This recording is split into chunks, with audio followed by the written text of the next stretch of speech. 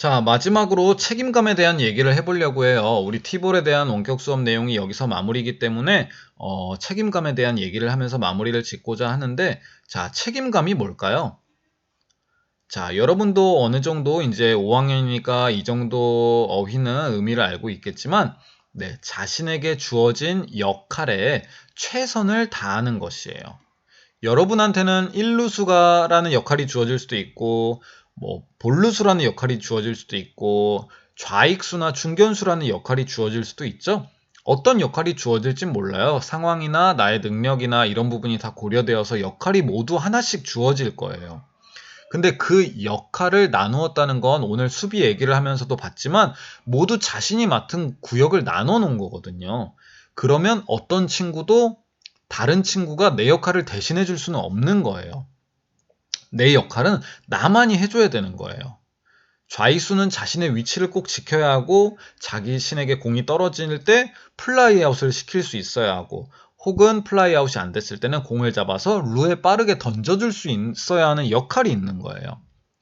1루수는 자신에게 공이 왔을 때 플라이아웃을 시키든지 아니면 공을 잡아야 하고 또 다른 친구들이 1루로 공을 던졌을 때 놓치지 않고 잘 잡아줘야 하는 그런 역할이 있는 거예요. 그걸 최선을 다하는 것이죠.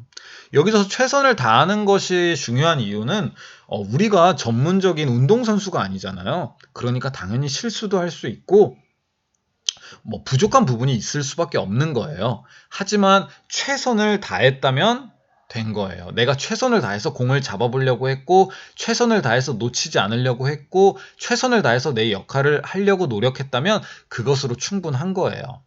우리는 그걸 위해서 이런 체육을 공부를 하고 있는 거니까요. 근데 문제는 자신에게 주어진 역할을 최선을 다하지 않는 친구들 혹은 그런 상황이 있다는 거죠. 지금 여기 친구들 보이나요?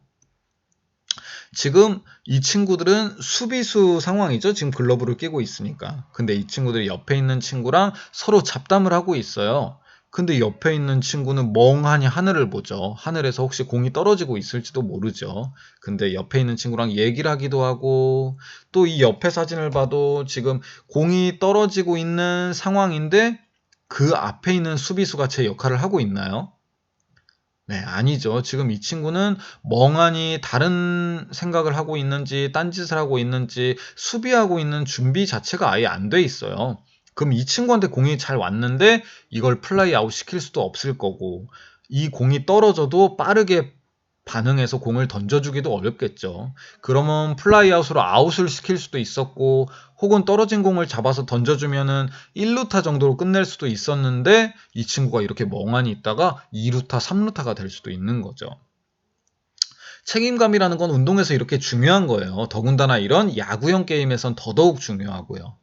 자신에게 주어진 역할이 있다는 거 우리가 분명 기억하고 이런 운동 때도 책임감 있게 자신의 역할을 잘 수행해주고 평소에 여러분한테 주어진 생활 속에서의 역할도 여러분이 최선을 다해서 한다면 여러분의 인생이 더욱 멋지게 진행되지 않을까 생각해 봅니다. 고생 많았습니다.